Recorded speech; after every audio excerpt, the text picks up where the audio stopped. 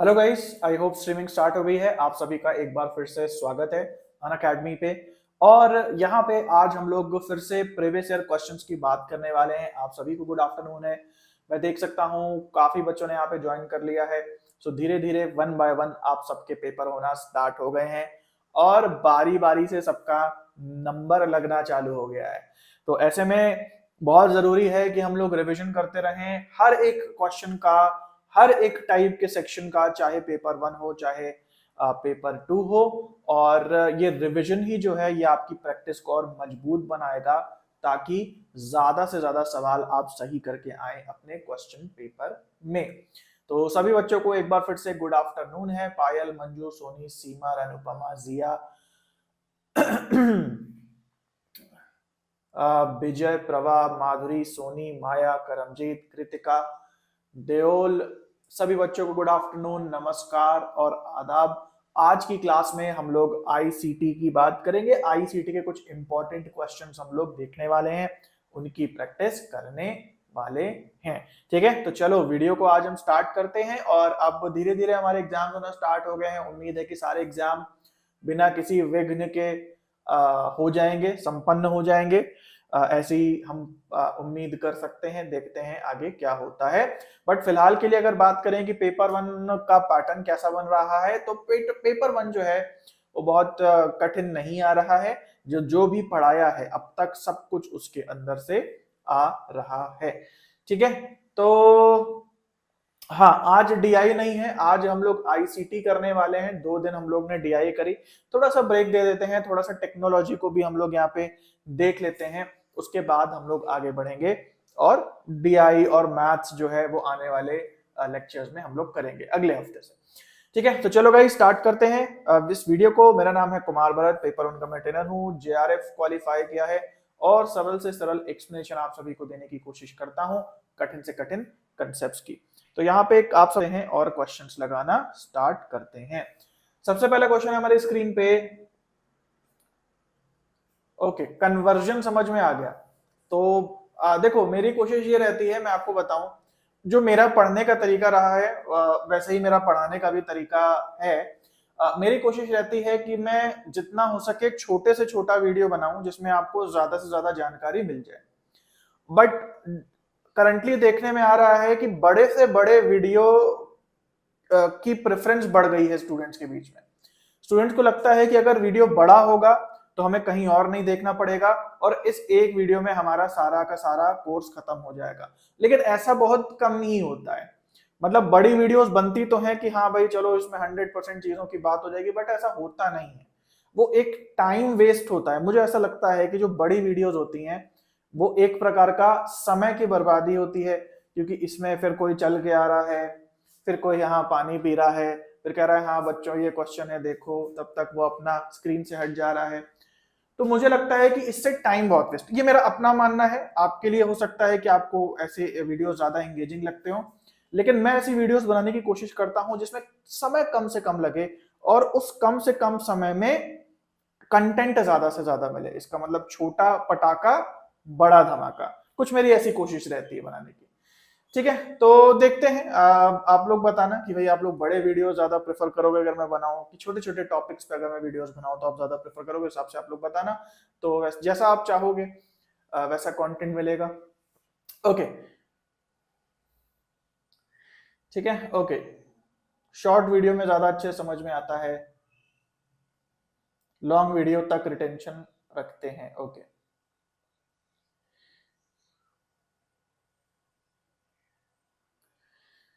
ठीक है। ओके,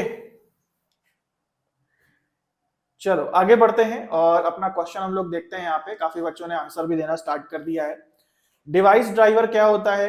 जैसे गाड़ी में ड्राइवर होता है वैसे किसी हार्डवेयर को चलाने का भी ड्राइवर होता है। जैसे आपके पास मान लो गाड़ी है, जब तक उसको चलाने का तरीका नहीं पता होगा गाड़ी आगे नहीं बढ़ेगी। उसी प्रकार से यदि आपके पास कोई हार्डवेयर है और उसको चलाने का सॉफ्टवेयर नहीं डला हुआ है आपके कंप्यूटर में, तो हार्डवेयर काम नहीं करेगा।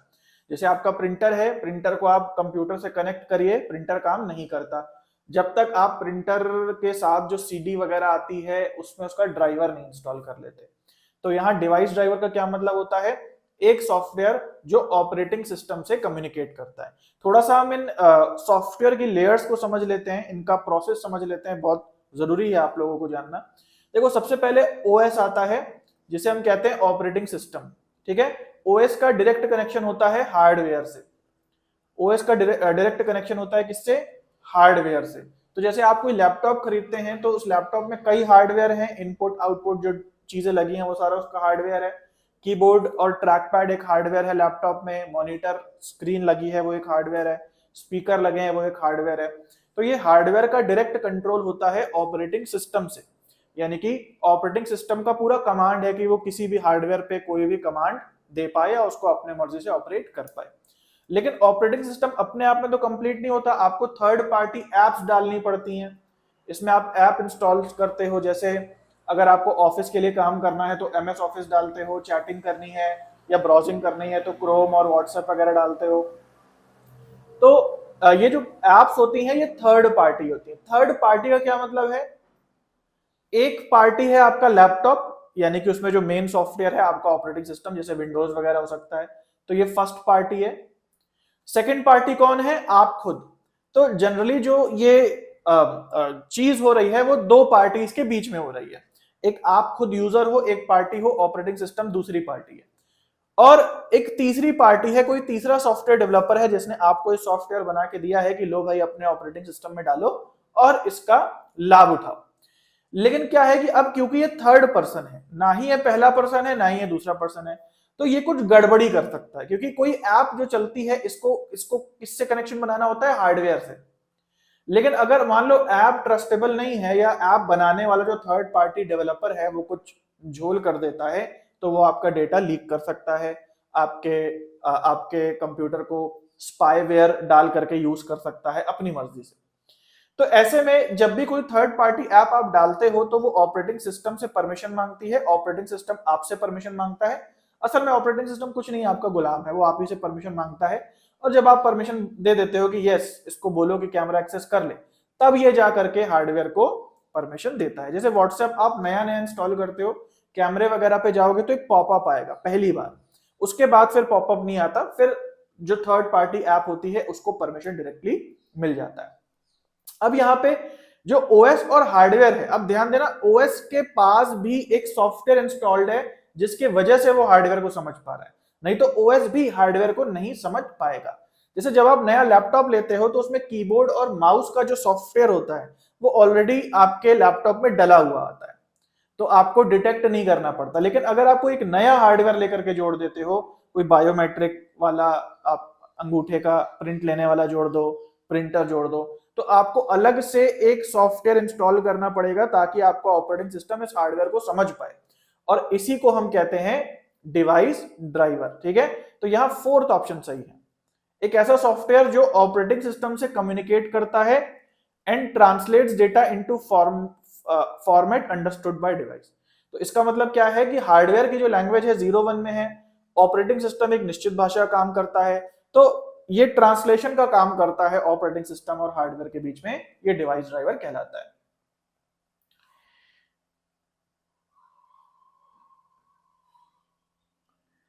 हाँ, जब दो लोगों के बीच में कोई तीसरा आ सकता है तो वो दोस्ती भी करा सकता है और लड़ाई भी करा सकता है। तो जब भी आप कोई ऐप डालें वो दोस्त हो, दुश्मन ना हो, इसका ध्यान रखें। अगला क्वेश्चन है, दो स्टेटमेंट यहाँ पे दिए हुए हैं। पहला कह रहा है डेटा मतलब है जब कुछ कलेक्शन है लॉजिकली रिलेटेड डेटा का, तो वो डेटाबेस कहलाता है। Purpose of assembly language is to bring man and computer together. और यहाँ एक नया टर्म है असेंबली लैंग्वेज, इसको हम समझ लेंगे। पहले क्वेश्चन का आंसर दे दो। कह रहा है कि असेंबली लैंग्वेज इंसान और कंप्यूटर को साथ साथ लाता है।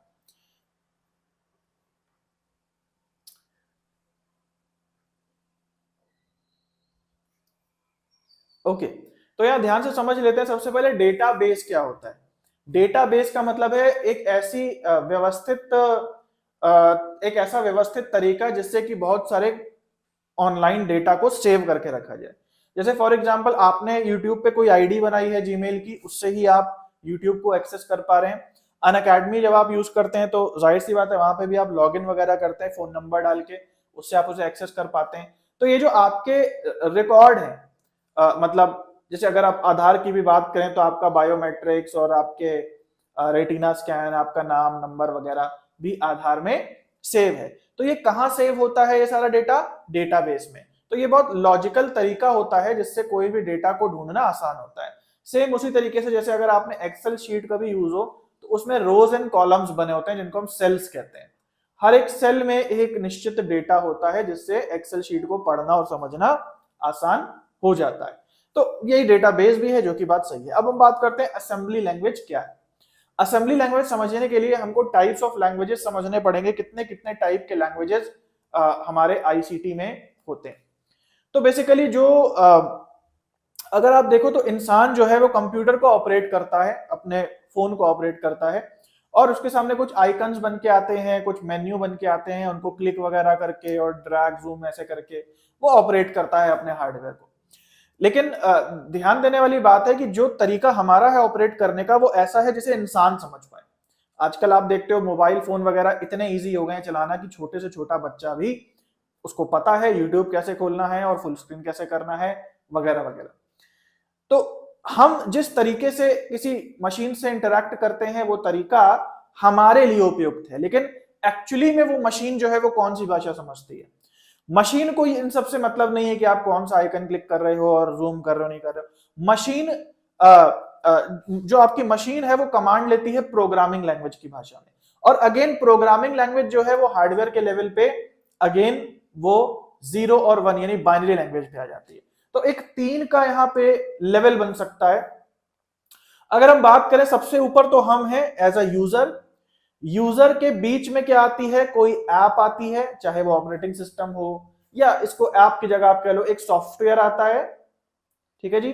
और सबसे नीचे आता है हार्डवेयर, एक्चुअल हार्डवेयर। इन तीनों तलों पे जो भाषा होती है वो अलग अलग होती है, तरीका है वो अलग अलग होता है। तो सॉफ्टवेयर जिस लैंग्वेज में बनता है इसको हम कहते हैं हाई लेवल लैंग्वेज। हार्डवेयर जिस भाषा को समझता है उसको हम कहते हैं लो लेवल लैंग्वेज। हार्डवेयर की जो भाषा होती है इसको हम लोग असेंबली लैंग्वेज भी कह सकते हैं। इसको आप हार्डवेयर की लैंग्वेज बोलो, इसको आप बाइनरी लैंग्वेज बोलो, इसको आप असेंबली लैंग्वेज बोलो, इसको आप मशीन लैंग्वेज बोलो। ये इसके 3-4 प्रकार के नाम है। इसको लो लेवल क्यों बोला है? क्योंकि ये आखिरी है, इसके नीचे कुछ नहीं जाता। इसके नीचे बस हार्डवेयर को कोई बात समझ में आ जाती है और आपका काम हो जाता है। तो ये बेसिकली 0-1 यानी बाइनरी की भाषा में होती है। ये बेसिकली प्रोग्रामिंग लैंग्वेज कहलाती है, जैसे क्वेश्चन भी आ चुका है पाइथन वगैरह के बारे में। तो जो हाई लेवल लैंग्वेज है वो एक्चुअली डेवलपर्स की लैंग्वेज है, प्रोग्रामर्स की लैंग्वेज है। पाइथन, पीएचपी, जावा, सी प्लस प्लस, ये लैंग्वेजेस यहाँ पे आती हैं।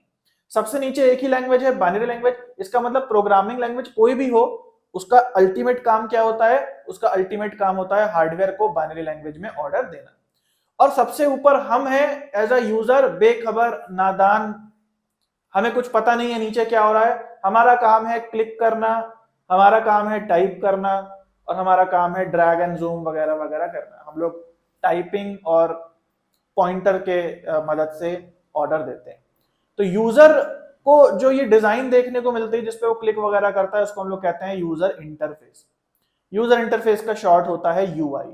अगर आप फोन वगैरह में बहुत इंटरेस्टेड होते हैं तो आपने देखा होगा कि जब आप अलग अलग फोन के रिव्यू देखते हैं तो उसमें बताया जाता है कि इस फोन में है कलर यूआई, इस फोन में है वन यूआई। तो वो यूआई अगर आपने शब्द सुना है तो वो यही चीज है कि यूजर इंटरफेस कैसा है, यानी यूजर को जो मेन्यूज और आइकन्स वगैरह दिख रहे हैं वो एक्चुअली किस डिजाइन के दिख रहे हैं। हर मोबाइल कंपनी का, ओप्पो, वीवो, सैमसंग का अपना अपना यूआई होता है, मतलब यूजर इंटरफेस कैसा होगा वहां पे, ठीक है। तो ये चीज होती है हमारी। तो यहां पे जो स्टेटमेंट लिखा है कि the purpose of assembly language is to bring man and computer together, ये गलत है, क्योंकि असेंबली लैंग्वेज केवल मशीन समझ सकते हैं, इंसान नहीं समझ सकते। इंसान को चाहिए यूजर इंटरफेस, इंसान को चाहिए कि भैया उसको प्रोग्रामिंग भी नहीं करनी है, उसको चाहिए कि वो क्लिक करे और उसको जो चीजें दिख रही हैं उसको ऐसे ड्रैग करके कॉपी कर दे, मतलब जो रियल लाइफ में काम करता है सेम उसको सिमुलेट करके यूआई बनाया जाता है। कि भैया आपको अगर मेन्यू में कुछ ऑन ऑफ करना है तो वो बटन बनाया जाता है जैसे रियल लाइफ में आपके बटन होते हैं, टॉगल बटन होते हैं आगे पीछे करने वाले।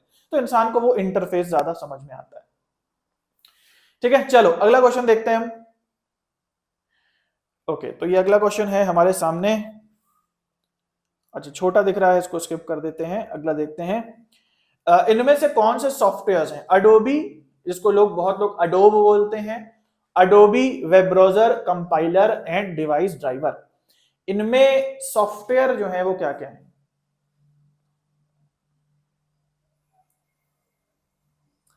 ओके, यूजर इंटरफेस बेटा हाई लेवल लैंग्वेज नहीं है। यूजर इंटरफेस एक तीसरा तल है और सबसे ऊपर का तल है, उसको हाई लेवल लैंग्वेज में मत डालो। केवल जो जो बीच में मैंने बताया ना, जो प्रोग्रामिंग का जो तल होता है उसको हाई लेवल लैंग्वेज कहते हैं। यूजर इंटरफेस एक अलग चीज है, वहां कोई लैंग्वेज थोड़ी है, वहां तो ऐसे क्लिक वगैरह करके आप काम कर रहे हो। ओके, स्क्रीन क्लियर नहीं दिख रही है, कई रीजंस हो सकते हैं। स्क्रीन को पोंछना पड़ सकता है, स्क्रीन का रेजोल्यूशन अच्छा करना पड़ सकता है वीडियो का। चश्मे, अगर चश्मा पहना है तो चश्मे को भी हो सकता है पोंछना पड़े, चश्मा नहीं पहना है तो हो सकता है आंख को थोड़ा मलना पड़े। इन तरीकों से स्क्रीन क्लियर हो जाएगी। मेरे एंड से सब सही है, मेरे कहने का मतलब ये है। ओके, तो यहां पे सही जवाब देख लेते हैं। वेब ब्राउजर एक प्रकार का सॉफ्टवेयर है। आप जो भी चीज आप इंस्टॉल करते हो वो एक सॉफ्टवेयर होता है। वेब ब्राउजर को इंस्टॉल करना पड़ता है, सॉफ्टवेयर है। ओके, उसके बाद सॉफ्टवेयर क्या क्या चीजें होती हैं? किसी भी प्रकार की प्रोग्रामिंग, ठीक है, कोई प्रकार के सेट ऑफ इंस्ट्रक्शंस, कुछ इंस्ट्रक्शंस दिया जा रहा है। तो जैसे मैंने अभी अभी आपको बताया, दो प्रकार के होते हैं ये, एक हाई लेवल लैंग्वेज और एक low level language. Low level language is always in binary. तो बाइनरी में भी अगर कोई भाषा लिखी है हार्डवेयर को ऑपरेट करने के लिए तो वो एक प्रोग्रामिंग है, एक सॉफ्टवेयर है। और लो लेवल लैंग्वेज वाले वो सॉफ्टवेयर जिनको आप बेसिकली इंस्टॉल करते हो, ठीक है। तो वेब ब्राउजर को इंस्टॉल करते हैं, सॉफ्टवेयर है। कंपाइलर अगेन क्या है? कंपाइलर वो सॉफ्टवेयर होता है जो हाई लेवल लैंग्वेज का ट्रांसलेट करता है लो लेवल लैंग्वेज में। तो इनके बीच में भी जो ट्रांसलेशन का सेट ऑफ प्रोग्रामिंग लगी है वो कंपाइलर कहलाता है। फिर आता है डिवाइस ड्राइवर। पहले ही एक्सप्लेन करा कि जो हार्डवेयर को ऑपरेटिंग सिस्टम से कम्युनिकेट कराने के लिए जो सॉफ्टवेयर यूज होता है वो डिवाइस ड्राइवर कहलाता है। डिवाइस ड्राइवर भी एक तरीके का आप कह लो कि एक तरीके का कंपाइलर या इंटरप्रेटर ही होता है, क्योंकि जो हार्डवेयर की भाषा है और ऑपरेटिंग सिस्टम की भाषा है उनको मैच कराने का काम करता है, ठीक है। तो यहाँ पे सही जवाब क्या होगा? BCD यानी सेकंड ऑप्शन। बहुत बच्चे फर्स्ट ऑप्शन कह रहे हैं क्योंकि उन्होंने कहीं ना कहीं ये शब्द सुना है अडोबी, लेकिन ये सॉफ्टवेयर नहीं है, अडोबी सॉफ्टवेयर नहीं है। अडोबी सॉफ्टवेयर क्यों नहीं है? क्योंकि अडोबी एक कंपनी है, सॉफ्टवेयर डेवलपिंग कंपनी है अडोबी, ठीक है। It's not a software, it's a software developing company, ठीक है। जैसे फॉर एग्जांपल अगर लिखा है टाटा कंसल्टेंसीज, टाटा कंसल्टेंसीज, या लिखा हुआ है मान लो टाटा मोटर, ठीक है, तो आप ये थोड़ी बोलोगे कि नमक का नाम लिखा हुआ है। मान लो कहीं बोर्ड लगा है, बड़ा सा ऑफिस बना है, उसमें लिखा है टाटा मोटर्स, तो उसका मतलब ये थोड़ी होता अंदर नमक बनता होगा, क्योंकि Tata is a brand. Tata motor भी बनाता है, टाटा की कंसल्टेंसीज भी हैं और टाटा नमक भी बनाता है। तो नमक इज समथिंग एल्स। और जो ये नाम लगा है टाटा, टाटा का मतलब नमक थोड़ी है यहाँ पे।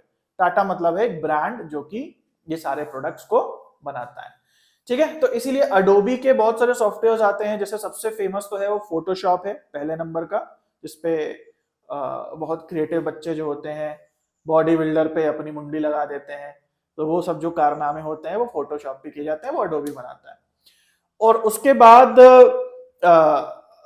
जो सबसे फेमस है वो है अडोबी एक्रोबैट रीडर, जिसपे आपकी पीडीएफ खुलती है। तो बहुत बच्चे जो हैं, वैसे अब तो ब्राउजर्स पे भी खुल जाती है पीडीएफ, लेकिन अभी भी बहुत लोग जो हैं, या पहले जब ब्राउजर्स पे नहीं खुलती थी वेब ब्राउजर्स पे, तो बहुत लोग अडोब एक्रोबैट रीडर का यूज करते थे, उस पर पीडीएफ खुल जाती थी, ठीक है।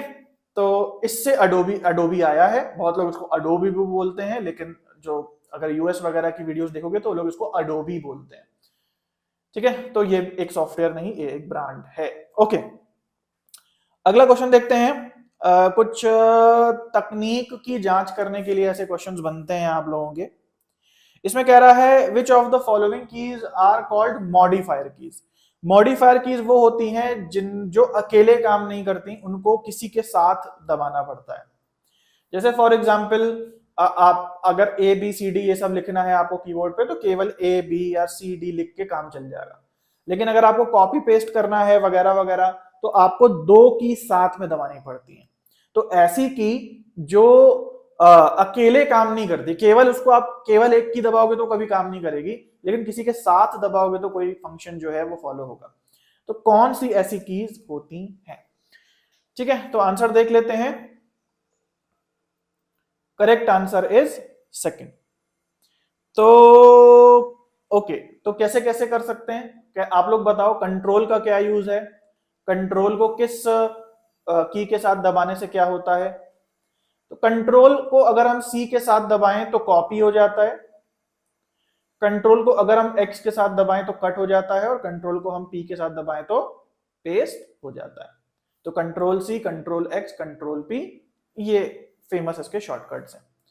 फिर शिफ्ट की बात करते हैं, हाँ एस भी बोल सकते हो, कंट्रोल एस करो तो वो डॉक्यूमेंट सेव हो जाता है। तो बहुत सारे इसके शॉर्टकट्स हैं। ओके, शिफ्ट की बात करें तो क्या होता है, अगर शिफ्ट के साथ हम एबीसीडी दबाएं तो क्या होता है? शिफ्ट के साथ अगर दबाएं तो, हाँ शिफ्ट के साथ अगर हम दबाएं तो क्या होता है, हम कैपिटल लेटर में लिख सकते हैं, कैपिटल लेटर बना सकते हैं। जैसे अगर हम शिफ्ट ए करें तो क्या होगा, कैपिटल ए लिख जाएगा।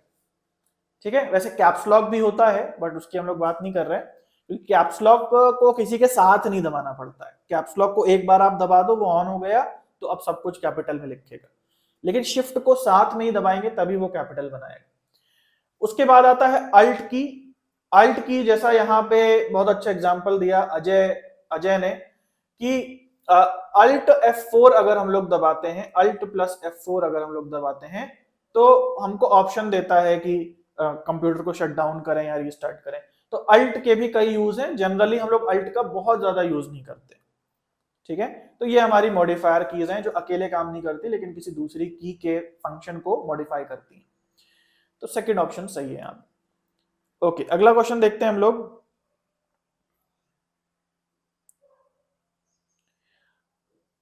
Identify the correct pair from the following. दो चीजें दी हैं, सारे पेयर्स गलत दिए हैं, केवल हाँ अल्ट टैब से आप स्विच कर सकते हैं एक दूसरे टैब में।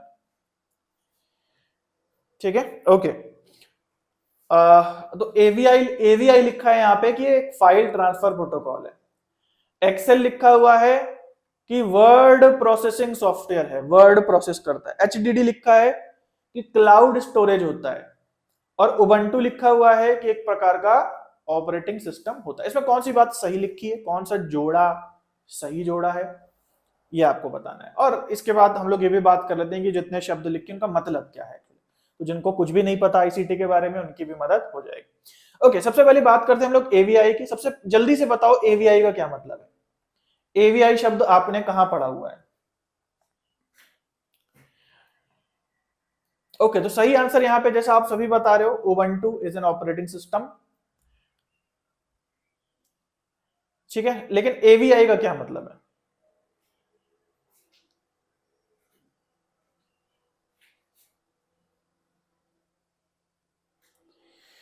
AVI is a video file format, एक प्रकार का वीडियो जो होता है वो एवीआई में हो सकता है, तो इसे it's a kind of video file format. ठीक है, तो फाइल फॉर्मेट्स आप सबको पता ही है कि अलग अलग मल्टीमीडिया की जो फाइल होती है अलग अलग उसके फॉर्मेट होते हैं, जैसे MP3 गानों का होता है, जेपीईजी इमेज का होता है, वगैरह वगैरह। अब हम बात करते हैं फाइल ट्रांसफर प्रोटोकॉल क्या होता है। What is file transfer protocol? File transfer protocol is FTP। ये बड़ी बड़ी लार्ज फाइल्स को सर्वर से डाउनलोड करने के लिए यूज होता है। उसके बाद है Excel. Excel is word processing file नहीं, एक्सेल क्या है, एक्सेल क्या होता है, MS एक्सेल।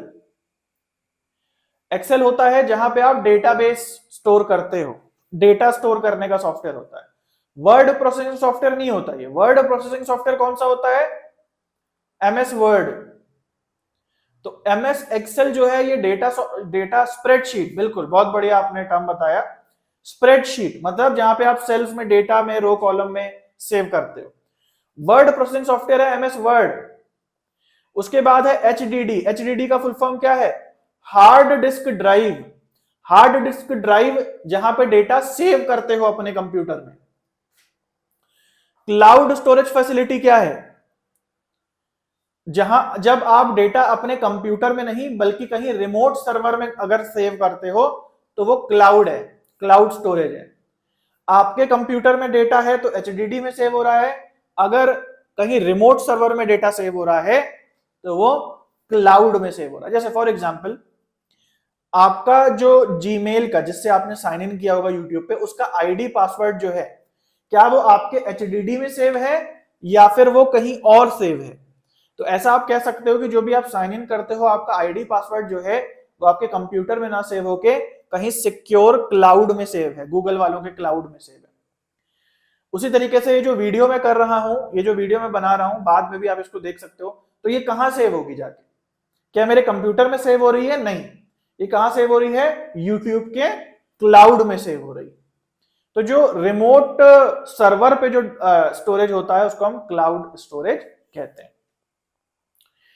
उसके बाद अगला है उबंटू। उबंटू नाम सुनने में थोड़ा अजीब सा लग रहा है but this is an operating system और काफी फेमस ऑपरेटिंग सिस्टम है जो लिनक्स बेस्ड है। दुनिया में 3 प्रकार के ही मेजर ऑपरेटिंग सिस्टम्स हैं। कोई बता सकता है कौन कौन से? उसमें से एक है उबंटू। तो जल्दी से कमेंट में बताओ कौन से 3 मेन ऑपरेटिंग सिस्टम कंप्यूटर या पीसी के लेवल, मतलब लैपटॉप वगैरह के लेवल पे 3 फेमस ऑपरेटिंग सिस्टम है, उनके जल्दी से नाम बताओ। ओके, अगला क्वेश्चन पे आते हैं। कह रहा है इनमें से कौन सा जो है माइक्रोसॉफ्ट ऑफिस का पार्ट नहीं है? एमएस ऑफिस एक पैकेज होता है जिसमें ऑफिस के काम को सरल करने के बहुत सारे सॉफ्टवेयर होते हैं। आपको बताना है कि कौन सा सॉफ्टवेयर जो है वो नहीं होता है माइक्रोसॉफ्ट ऑफिस के पैकेज में। Okay, window, Mac, Linux, Safari, Microsoft Windows, Linux, Android, micro window, Linux. Okay, मैं क्लियर कर दूं कुछ टॉप ऑपरेटिंग सिस्टम्स के नाम। ओके, तो 2 डिवाइसेस हमारे पास हैं, एक हमारे पास लैपटॉप हो गया या डेस्कटॉप हो गया और दूसरा हमारे पास स्मार्टफोन हो गया, दूसरा हमारे पास फोन हो गया। तो यहां ध्यान से देख लो ये क्वेश्चन, ये बहुत इंपॉर्टेंट जानकारी है। लैपटॉप में मैंने पूछा था और कहीं नहीं पूछा था। लैपटॉप में 3 मेजर सिस्टम्स हैं। सबसे पहला है विंडोज, जो मेजर सबसे ज्यादा मार्केट शेयर विंडोज के हैं, सबसे ज्यादा वाइडली यूज होता है। फिर उसके बाद है मैक। मैक बहुत महंगे कंप्यूटर्स में आता है तो बहुत कम यूज होता है। और उसके बाद है एप्पल वाला ही है मैक, और उसके बाद है लिनक्स। लिनक्स के कई सारे डिस्ट्रोज हैं। डिस्ट्रो का मतलब है डिस्ट्रीब्यूशंस हैं, मतलब अलग अलग वर्जन्स कह लो। लिनक्स के में एक आता है उबंटू आता है, और भी एक अलग अलग टाइप के आते हैं, बहुत सारे आते हैं, जिसमें लिनक्स में सबसे फेमस जो है वो उबंटू है। तो ये 3 मेजर ऑपरेटिंग सिस्टम्स है लैपटॉप पे। फोन पे समझ लो क्या क्या है। फोन पे एक वाइडली यूज जो है एंड्रॉइड है, ठीक है, इंडिया में और दूसरी कंट्रीज में बात करो, लेकिन यूएस वगैरह में वाइडली यूज है आईओएस। तो यूएस वगैरह में आईफोन सस्ते होते हैं। तो जो आईफोन आज नया आईफोन आ गया है, मान लो आईफोन 14 आ गया है, जो यहाँ पे 1,20,000 का मिल रहा है, यूएस में वही आईफोन अगर आप लोगे पैसे में कन्वर्ट अगर डॉलर को करा लो तो आपको 70-80 हजार का पड़ेगा। दुबई में भी सस्ता होता है, बहुत बच्चों को मालूम होगा, और यूएस में भी सस्ता होता है। तो क्योंकि वहां सस्ता है तो वो ज्यादा बेटर माना जाता है, ज्यादा लोग यूज करते हैं। तो एंड्रॉइड इंडिया वगैरह में जहां आईफोन महंगा है वहां ज्यादा यूज होता है, और जहां आईफोन सस्ता है वहां आईओएस बहुत ज्यादा यूज होता है, जो एप्पल वगैरह में आता है। और तीसरा तो मुझे याद नहीं आ रहा, तीसरा तो फिलहाल कोई ऐसा डेवलप नहीं है। हाँ, कुछ समय पहले विंडोज आया था, विंडोज का मोबाइल में आया था, बट वो बहुत पिट गया, वो बहुत फ्लॉप हो गया, तो अब आता नहीं है। तो फोन में 2 ही मेजर ऑपरेटिंग सिस्टम है, जबकि लैपटॉप में 3 मेजर ऑपरेटिंग सिस्टम आते हैं। डाउनलोड स्पीड के बारे में क्वेश्चन आया था। तो डाउनलोड स्पीड मैंने आपको समझाई है, डेटा यूनिट्स, केबी, एमबी, जीबी, टीबी, ऐसे ही तो होता है। तो उसी में आया था, एक क्वेश्चन आया था कि आपको अरेंज करनी थी डाउनलोडिंग स्पीड्स को, तो वो तो आपको पता होना चाहिए ना कि डेटा यूनिट्स क्या क्या है। बहुत सरल क्वेश्चन था।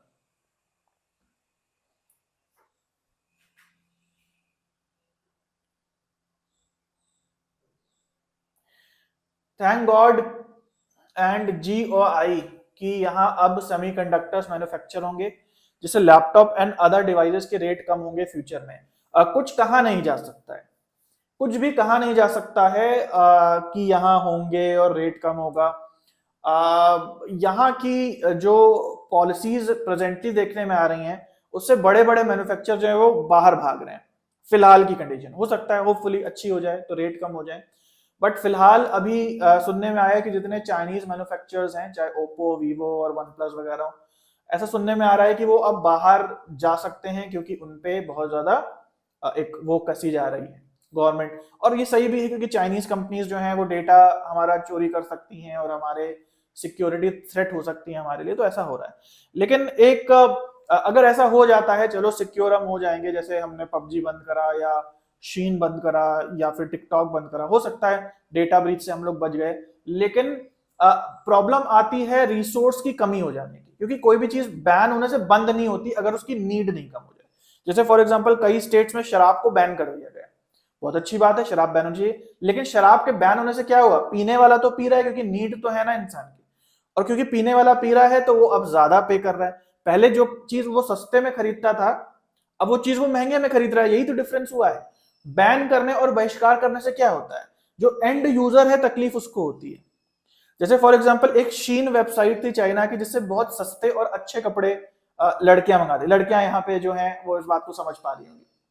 तो अब क्या हो गया कि अब उन्हें दूसरी वेबसाइट पे जाना पड़ता है और वो कपड़े वही देती हैं चाइना वाले ही, वो दूसरी वेबसाइट की, लेकिन अब वो महंगे देती हैं क्योंकि अब इजीली एक्सेसिबल नहीं है। तो यहाँ डिफरेंस क्या हो पाया? डिफरेंस यही हो पाया कि अब आपको ज्यादा पैसे देने पड़ेंगे, मतलब आपका पोपट बन गया। तो कभी भी कोई चीज को हम काटें, अगर हम बहिष्कार करें, तो हमें मेक श्योर करना चाहिए कि उसकी रिसोर्सेज हमारे अपने एंड से फुलफिल हो रही हैं।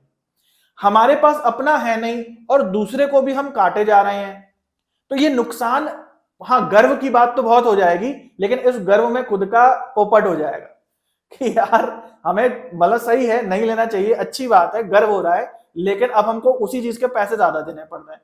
इलेक्ट्रॉनिक्स, मतलब फोन खरीदना तो नहीं बंद हो जाएगा, अगर हमने सारी कंपनीज को भगा दिया बाहर, फोन तो नहीं खरीदना बंद हो जाएगा। डिफरेंस इतना आएगा कि जो चीज सस्ती मैन्युफैक्चर हो रही थी वो अब महंगी आप चाइना से इंपोर्ट करके खरीदोगे। चाइना की इंपोर्ट नहीं बंद होगी, बस चाइना की इंपोर्ट अब महंगी होने लगेगी, इतना समझो। मैं भी ये चाहता हूं कि सब इंडिया में बनने लगे, सब मैन्युफैक्चर होने लगे, चाहे कपड़े हो, खिलौने हो, घर के सामान हो, फर्नीचर हो, सब बनने लगे इंडिया में। लेकिन बनता ही तो नहीं है ना, बनने लगे तो ना, बनता ही नहीं है। अब क्या हो गया? अब क्योंकि बैन हो गया, इंपोर्ट ड्यूटी बढ़ गई, तो अब भैया महंगा खरीदो। यहां लगता है आप लोगों को या बहुत लोगों को कि चाइना से जो सामान आता है वो केवल चाइना झालर ही है, तो बहिष्कार हो जाता है एक दिन की, चाइना झालर कोई नहीं जलाएगा, दिवाली में चाइना झालर क्यों जलाएगा? तो झालर नहीं जलाएगा तो फर्नीचर तो लाएगा, फर्नीचर नहीं लाएगा तो बच्चों के खिलौने तो लाएगा, बच्चों के खिलौने नहीं लाएगा तो बर्तन तो लाएगा, कपड़े तो लाएगा। केवल शीन वगैरह पे ही चाइना के कपड़े नहीं आते, किसी भी मॉल में चले जाओ, जो सस्ते कपड़े होते हैं वो चाइना से ही मैन्युफैक्चर होके आते हैं, अगर आपको नहीं पता है तो कपड़े भी चाइना वाले ही पहन रहे हैं, क्योंकि वो लोग इतना कॉस्ट कम कर देते हैं कि हैवी इंपोर्ट ड्यूटी लगाने के बाद भी वो इतने सस्ते आपको पड़ते हैं कि यहाँ की जो फैक्ट्रीज होती हैं उतने प्राइस में वो क्वालिटी दे नहीं पाती। इसलिए जो इंडियन मैन्युफैक्चर है उसका सामान बहुत महंगा बनता है एंड में जाके, और ये है डेवलपिंग कंट्री, पैसे की ही तो मेन प्रॉब्लम है। तो यहाँ पे झक मार के एंड में हम चाइना का ही सामान खरीदते हैं, बट वो मेड इन चाइना को कभी कभी मिटा करके मेक इन इंडिया कर दिया जाता है। मेक इन इंडिया और मेड इन इंडिया में डिफरेंस है, ये भी समझ लो। मेड इन इंडिया का मतलब है जो 100% इंडिया में चीज बनी हो, और मेक इन इंडिया का मतलब है कि किसी भी देश से वो सामान आ जाए, लेकिन असेंबल, या सॉरी मेक इन इंडिया नहीं, असेंबल्ड इन इंडिया बहुत सारे फोन्स में लिखा रहता है। असेंबल का क्या मतलब है? कि किसी भी देश से सामान आ जाए, जनरली चाइना से, और उसको इंडिया में जोड़ जाड़ के प्रोडक्ट बना दो और उसमें ठप्पा लगा दो। तो मैं इसके खिलाफ नहीं हूं कि सब काम इंडिया में हो, सेमीकंडक्टर्स हो, जितनी भी चीजें हैं सब इंडिया में होने चाहिए, मैं पूरा इसका सपोर्ट करता हूं। लेकिन प्रेजेंट सिचुएशन ये है कि बस गर्व के नाम पे क्या हो रहा है, हमारा पोपट हो रहा है और हमें महंगी चीजें मिल रही। अगर आप पिछले 2-3 सालों से कंपेयर करो तो सारा इलेक्ट्रॉनिक्स महंगा हो गया है। इसी वजह से इंडिया में इलेक्ट्रॉनिक्स का बहुत ज्यादा कुछ अभी तक हुआ नहीं। सॉफ्टवेयर के मामले में इंडिया बहुत आगे। अगर आप सिलिकॉन वैली जो कहा जाता है हमारे बैंगलोर में, बहुत स्कोप हो गया है सॉफ्टवेयर में, लोग विदेश भी जा रहे हैं, एप्पल वगैरह जा रहे हैं, क्योंकि सॉफ्टवेयर में क्यों हम इतनी ग्रोथ कर पा रहे हैं? क्योंकि सॉफ्टवेयर में कोई मैन्युफैक्चरिंग नहीं लगानी पड़ती है, सॉफ्टवेयर में सब आपका खेल आपके दिमाग का है, आप सॉफ्टवेयर पढ़ेंगे, आप कितनी भी ऊपर चले जाएंगे। जो हमारी प्रेजेंट यूथ है, जो हमारी लोग हैं हमारी कंट्री में, बहुत दिमाग वाले हैं। अगर आप कभी इंग्लिश मूवी देखेंगे तो उसमें ज्यादा दिमाग वाला आदमी इंडियन दिखाया जाता है, ठीक है। इसीलिए क्योंकि सॉफ्टवेयर में कोई मैन्युफैक्चरिंग की जरूरत नहीं होती, तो हम लोग बहुत दूर चले गए सॉफ्टवेयर में। मतलब बहुत, आपने भी सुना होगा, आपके अड़ोस पड़ोस में कोई होगा जो विदेश चला गया सॉफ्टवेयर इंजीनियरिंग करके। लेकिन मैन्युफैक्चरिंग अभी प्रेजेंट की डेट में उतना ग्रो नहीं कर रहा है, खासकर इलेक्ट्रॉनिक्स के क्षेत्र में। अगर आगे हो जाता है बहुत अच्छी बात है, बट फिलहाल मैन्युफैक्चरिंग जुड़ा हुआ है डायरेक्टली बिजनेस से, और बिजनेस करना इस मतलब इंडिया के अंदर इस समय बहुत टफ है, बहुत ज्यादा। बहुत सारी कंपनी आती है और भाग जाती हैं कि यार इतना भैया कॉम्प्लिकेटेड प्रोसेस है, हमसे हो नहीं पा रहा है। बाहर कैसे कई देश हैं जैसे इंडोनेशिया वगैरह है जहां पे वो शिफ्ट हो जा रही हैं। कितने ही यहाँ पे जो बिटकॉइन वाले जो थे भाग गए सीधे दुबई। अब दुबई में टैक्स नहीं है, दुबई ने क्या करा कि आओ टैक्स फ्री है, हम तुम्हें टैक्स ही नहीं लेंगे, तो तुम आ जाओ। यहाँ पे क्या करा, यहाँ पे लगा दिया 30% टैक्स लगेगा, तो लोग भाग गए। तो जो मैन्युफैक्चरिंग है, जो बिजनेस है, वो तभी पनप सकता है जब जो नॉर्म्स हैं, क्राइटेरियाज हैं और जो टैक्सेशन है उसको सिंप्लीफाई किया जाए। मेरा अपना मानना ये है। तो उम्मीद है अच्छा हो जाएगा सब कुछ, लेकिन देखते हैं आगे क्या होता है।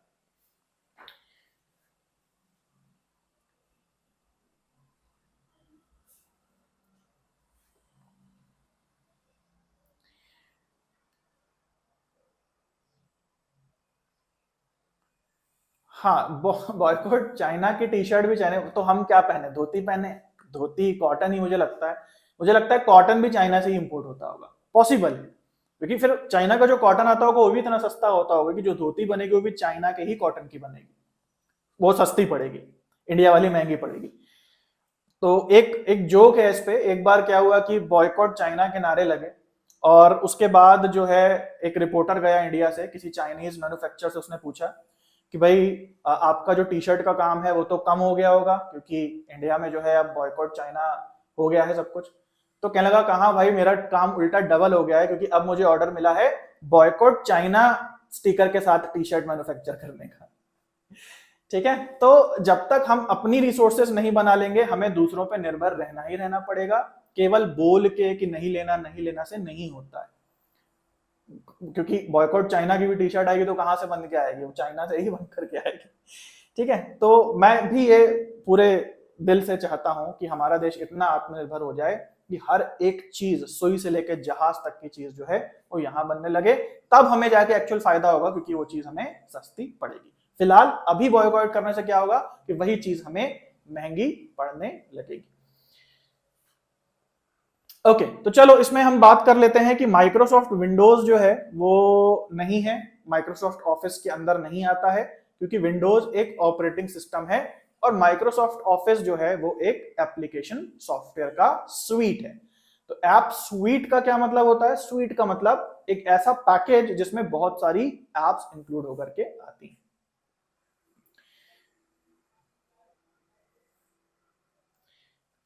ठीक है, ओके, चलो अगला क्वेश्चन देखते हैं। वर्ड प्रोसेसिंग सॉफ्टवेयर हम यूज कर रहे हैं। इमेज जो है वो दो पेजों पे रिपीट करनी है, सेम डॉक्यूमेंट में। किसी इमेज को आपको रिपीट करना है, एक डॉक्यूमेंट में जो इमेज दी है उसको दूसरे डॉक्यूमेंट में रिपीट करना है। Image on page 2 of a document is to be repeated on page 4 of a same document. 2 number page पे जो इमेज दी है उसको चौथे नंबर पेज पे हमें लगाना है। तो क्या करेंगे हम लोग? अच्छा, इससे सरल क्वेश्चन तो कोई हो नहीं सकता कि जो काम हम लोग डेली ही करते हैं, चाहे हमें डिसर्टेशन बनाना हो, चाहे हमें कोई प्रेजेंटेशन बनानी हो, हम क्या करते हैं? Copy paste, simple. तो हम क्या करेंगे? कॉपी पेस्ट कर देंगे। और अपना डॉक्यूमेंट क्या 2 पेज का, अगर दोस्त का भी होगा तब भी हम क्या करेंगे? Copy paste. ठीक है, तो copy paste is the perfect answer. Okay, अब पहले कुछ ऐसे सवाल आते थे, इनको ध्यान से देख लो। अब ये सवाल नहीं आते हैं, इनको हम डिस्कस नहीं करेंगे, लेकिन देख लो कैसे सवाल आते थे पहले। पहले क्या होता था कि आपको एक्सेल शीट कुछ ऐसे दी होती थी। ठीक है, एक्सेल स्प्रेडशीट कुछ ऐसे दी होती थी और इसमें कुछ संख्याएं छूटी होती थी और बोला जाता था कि अगर हम B2 में, B2 सेल ये है, और बोला जाता था कि अगर हम B2 सेल में ये फॉर्मूला लगाएं, यानी कि A2 plus $B $1, A2 $B $1 formula लगाएं, A2 प्लस $B $1, तो B3 में और इसको ड्रैग कर दें फॉर्मूला लगा के, तो जो B3 है इसमें क्या आंसर आ जाएगा, इसमें वैल्यू क्या आ जाएगी। ठीक है, अभी क्वेश्चन नहीं आता है, ये एक्चुअली पुराने ईयर का क्वेश्चन है, तो इसको अभी हम लोग नहीं करेंगे, इसको रहने देते हैं। लेकिन इसके लिए एक बात तो क्लियर है कि इन फ्यूचर ऐसे क्वेश्चन हो सकता है आ जाए, अभी तो नहीं आएंगे, इस बार भी नहीं आएंगे, तो आपको एटलीस्ट एक्सेल शीट को यूज करने आना चाहिए। एक्सेल शीट में हर सेल में जो फॉर्मूला लगता है वो फॉर्मूला लगाने आना चाहिए। ठीक है, ओके ओके। हेलो गाइस, आप सबका स्वागत है। आई होप हमारी स्ट्रीमिंग स्टार्ट हो चुकी है और आज हम लोग एक बार फिर, कल हमने जहां पे छोड़ा था आईसीटी के हम लोग क्वेश्चंस को प्रैक्टिस कर रहे थे, आज एक बार फिर से वहां से हम लोग कंटिन्यू करने वाले हैं। तो ये तो था हमारा इस हफ्ते का, जिसमें हमने डीआई पढ़ा, आईसीटी वगैरह पढ़ा। अगला जो हफ्ता होगा, क्योंकि अब काफी बच्चों के पेपर निकट आ रहे हैं, पास आने वाले होंगे, तो अगले हफ्ते हम लोग क्या पढ़ने वाले हैं, अगले हफ्ते हम लोग शॉर्ट एक तरीके से क्वेश्चन पेपर्स को लगाएंगे। ऐसे क्वेश्चंस मैं आपके लिए लाऊंगा जो हर फील्ड से होंगे पेपर 1 के हर सेक्शन से होंगे।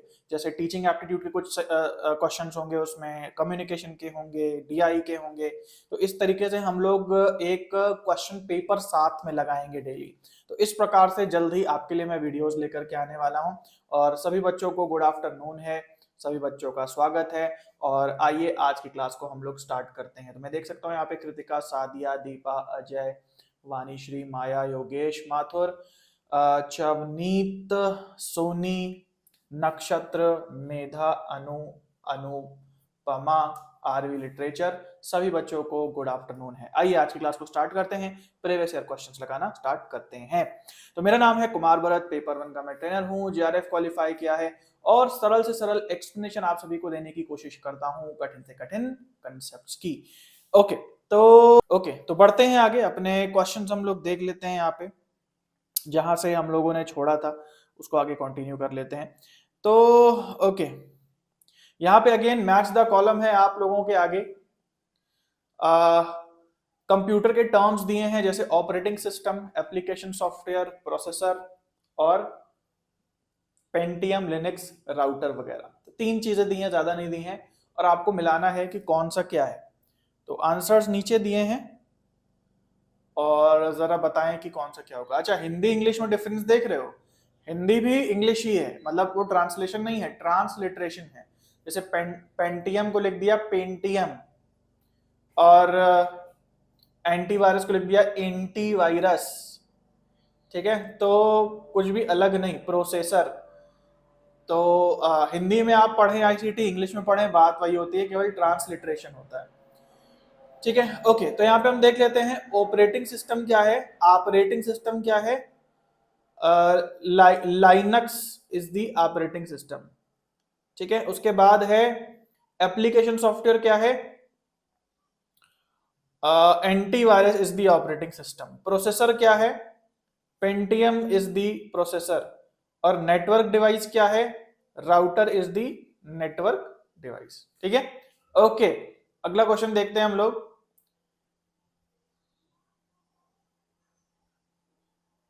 तो यहां दिया है इन computer terminology which of the following best describes edge device driver. थोड़ा सा जूम कर लेते हैं। कह रहा है कंप्यूटर के क्षेत्र में डिवाइस ड्राइवर की डेफिनेशन क्या होगी।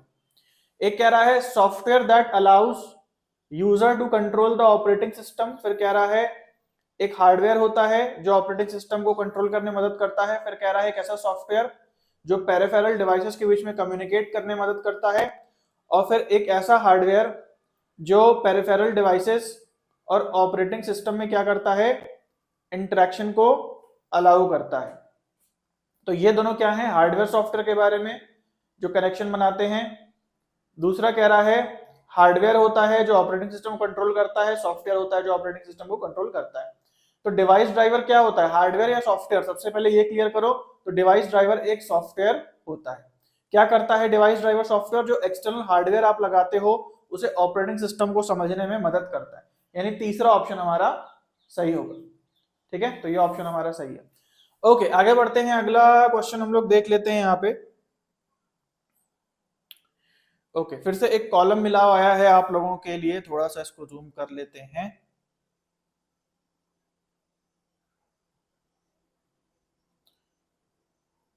Okay, output device, system software, storage device और ऑपरेट एप्लीकेशन सॉफ्टवेयर। यहां दिया है operating system, printer, MS office and RAM. तो क्या क्या है, कौन सी चीज क्या है इनमें? आउटपुट डिवाइस क्या है? प्रिंटर। प्रिंटर से ही आपको आउटपुट निकलता है, पेज निकलता है प्रिंट होकर के। ठीक है। सिस्टम सॉफ्टवेयर अभी रहने देते हैं। स्टोरेज डिवाइस क्या है? जहां स्टोरेज होती है, ये भी रहने देते हैं। एप्लीकेशन सॉफ्टवेयर क्या है? एमएस ऑफिस एप्लीकेशन सॉफ्टवेयर है। सिस्टम सॉफ्टवेयर ऑपरेटिंग सिस्टम हो जाएगा, जो ओएस है वो एक मेन सॉफ्टवेयर होता है। और स्टोरेज डिवाइस जो है वो रैम है। ठीक है, रैंडम एक्सेस मेमोरी। हालांकि स्टोरेज डिवाइस नहीं है, बट चलो टेम्परेरीली ही सही, रैम कुछ डेटा तो स्टोर करता है, तो चलो इसको स्टोरेज डिवाइस से कनेक्ट कर देते हैं। ठीक है, तो क्या हो जाएगा? ए का दो, ए का दो कहां है? केवल यहां पे। ठीक है, ये हो गया हमारा तीसरा। अगला देखते हैं हम लोग। अगला क्वेश्चन है, यहां अलग अलग प्रकार की एप्लीकेशंस दी हुई हैं।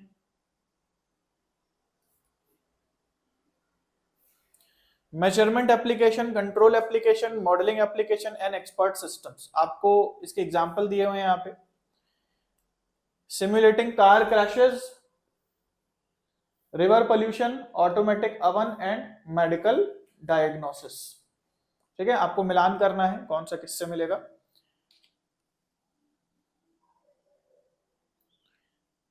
ओके, तो यहां पे मेजरमेंट एप्लीकेशन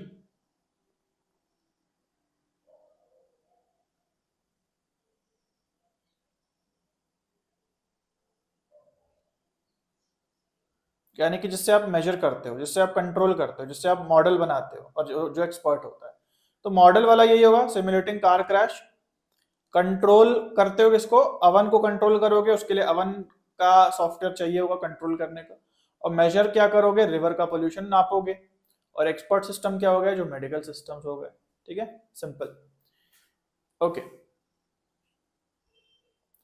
अब यहाँ पे कंपनीज के नाम और उनके फाउंडर्स दिए हुए हैं। Apple, Microsoft, Infosys and Airtel, और आपको मिलान करना है किसका क्या है। तो काफी बच्चों को इंडियन पता होगा, काफी बच्चों को वेस्टर्न पता होगा, काफी बच्चों को दोनों पता होंगे। एप्पल है बिल गेट्स फाउंडर। ठीक है जी। ओके, माइक्रोसॉफ्ट, सॉरी गलत कर दिया, एक सेकेंड। एप्पल होगा स्टीव जॉब्स और माइक्रोसॉफ्ट होगा बिल गेट्स। ठीक है, ओके। इन्फोसिस किसका है? नारायण मूर्ति। और एयरटेल किसका है? सुनील भारती मित्तल। तो ये इधर कनेक्टेड है। ओके, हाँ जी, लेटेस्ट पे भाई क्यों है। ठीक है, यहाँ दिया हुआ है ना 2021 12 3 तारीख, सेकंड शिफ्ट, एजुकेशन का पेपर। जो पिछली बार पेपर हुआ है उसमें एजुकेशन के पेपर में क्वेश्चन आया है। ओके, अगला क्वेश्चन देखते हैं हम लोग यहाँ पे।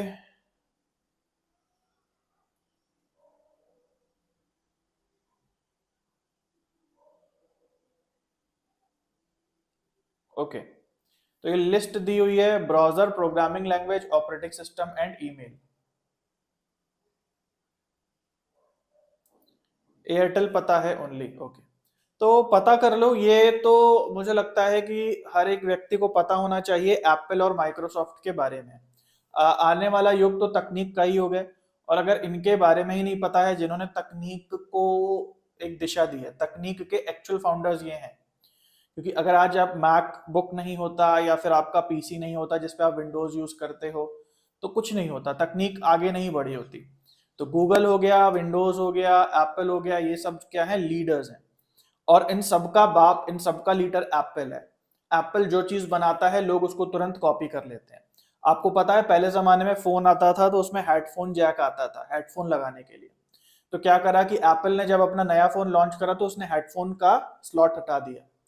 तो सारे एंड्रॉइड फोन बनाने वालों ने, गूगल ने, माइक्रोसॉफ्ट ने बहुत उसकी हंसी उड़ाई कि भाई इसमें हेडफोन ही नहीं लग सकता, कि आपने तो वो स्लॉट ही हटा दिया।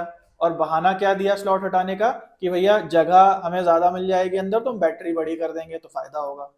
तो सबने मजाक उड़ाया, लेकिन कुछ दिन में देखा गया कि सारे के सारे फोन में अब हेडफोन जैक नहीं आता। अब ऐसे तार वाला हेडफोन आप नहीं लगा सकते, आपको ब्लूटूथ वाले हेडफोन अलग से परचेज करने पड़ेंगे, या तो फिर वो तार का जो कन्वर्टर होता है डोंगल वगैरह उससे कनेक्ट करोगे। उसके बाद क्या हुआ, कुछ समय बाद क्या हुआ कि एप्पल ने कहा कि अब हम चार्जर नहीं देंगे अपने अपने बॉक्स में। क्यों नहीं देंगे, क्योंकि इससे लोगों के पास ऑलरेडी बहुत चार्जर हैं और इससे बहुत कूड़ा हो रहा है। लोगों ने मजाक उड़ाया कि ये देखो भाई कंजूस हैं, नहीं देना चाहते हैं चार्जर, अपना प्रॉफिट बढ़ा रहे हैं। अब आप आज की डेट में देखते हो कि सारे फोन के चार्जर्स गायब हो गए हैं। तो एक तरीके से एप्पल जो है वो इनोवेट करता है, अगर हम टेक इंडस्ट्री की बात करें, और बाकी जो कंपनीज हैं वो एप्पल को फॉलो करती हैं। तो Apple is the smartest player in this field.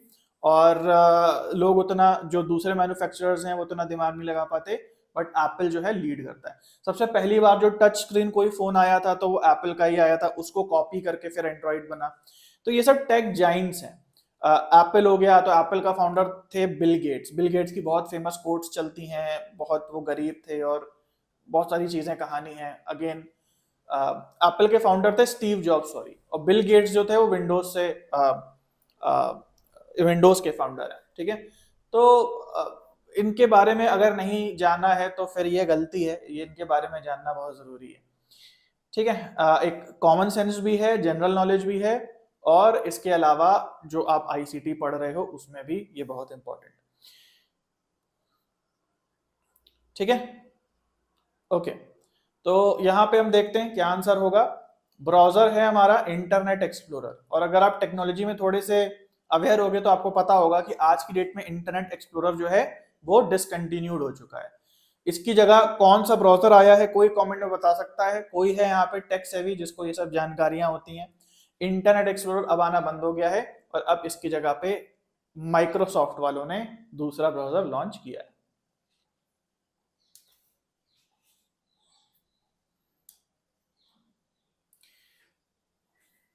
हाँ जी, माइक्रोसॉफ्ट एज। तो हो सकता है आने वाले क्वेश्चन में एक्सप्लोरर ना दे करके एज दिया हो, but it is less likely, क्योंकि नेट का जो पैटर्न है वो थोड़ा वो आउटडेटेड चलता है। तो ऐसा हो सकता है इंटरनेट एक्सप्लोरर आ जाए, ऐसा भी हो सकता है एज आ जाए अब के बार के क्वेश्चन में। ओके, अगला देखते हैं हम लोग। अब हम देखते हैं ईमेल कहाँ से हम देते हैं। ईमेल हमारा रिलेटेड है किससे? आउटलुक से। अच्छा, यहाँ काफी बच्चे कंफ्यूज होंगे क्योंकि काफी बच्चे तो यहाँ जीमेल ही यूज करते हैं और जीमेल के बाहर दुनिया नहीं पता होगी। उनको लगता होगा कि भाई जीमेल ही है जो ईमेल होता है। काफी बच्चे तो कंफ्यूज होते हैं कि जीमेल और ईमेल में अंतर क्या है। देखो, जीमेल एक क्लाइंट है, एक सर्विस प्रोवाइडर है, जबकि ईमेल एक सुविधा है। उसी तरीके से जैसे टाइड एक कंपनी है और वॉशिंग पाउडर एक प्रोडक्ट है। तो टाइड और वॉशिंग पाउडर अलग अलग चीजें हैं। टाइड जो वॉशिंग पाउडर बनाती है, उसी तरीके से सर्फ भी है जो एक ब्रांड है जो आपको वॉशिंग पाउडर बना करके देता है। तो सर्फ ही वॉशिंग पाउडर नहीं है। यहाँ पे यही चीज यहाँ पे भी है कि जीमेल ही ईमेल नहीं है।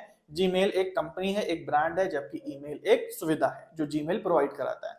उसी तरीके से माइक्रोसॉफ्ट वालों का आउटलुक है, जो आप एमएस ऑफिस यूज करते हो, आपने एक्सेल यूज किया होगा, वर्ड यूज किया होगा, उसके साथ एक आउटलुक सॉफ्टवेयर भी आता है जिसके थ्रू आप ईमेलिंग कर सकते हो। वो बहुत कम लोगों ने यूज किया होगा, लेकिन जब आप एमएस ऑफिस इंस्टॉल करते हो तो आउटलुक भी कहीं ना कहीं धूल वगैरह में दफन रहता है आपके कंप्यूटर में, जिसको आप कभी निकाल के ऊपर नहीं लाते। लेकिन सर्च करोगे अपने विंडोज में, अगर एमएस ऑफिस इंस्टॉल्ड है तो आउटलुक भी आपको मिल जाएगा। ये भी एक प्रकार का क्लाइंट है और ईमेलिंग के लिए यूज होता है। ओके, तो अब बचता है प्रोग्रामिंग लैंग्वेज। एक प्रकार की प्रोग्रामिंग लैंग्वेज है फोर्ट्रैन।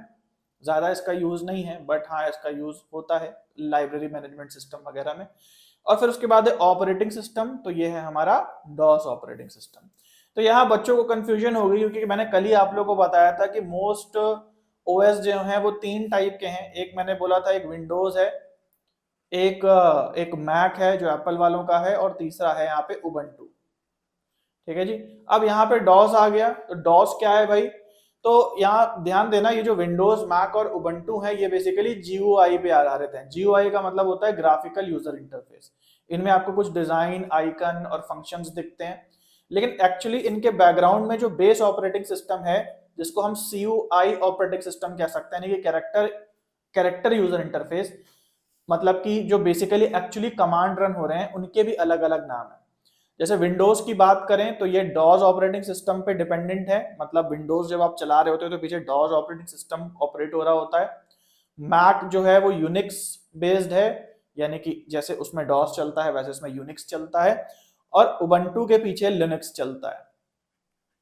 ठीक है, तो डॉस, यूनिक्स एंड लिनक्स जो है, अगर इसके सीयूआईज की बात करें, यानी कि जो कमांड पीछे फॉलो हो रहे हैं, तो वो ये होते हैं। बस याद कर लो नाम, समझ में अगर नहीं भी आए तो चलेगा, बस नाम याद करना है। ओके, अगला देखते हैं क्वेश्चन।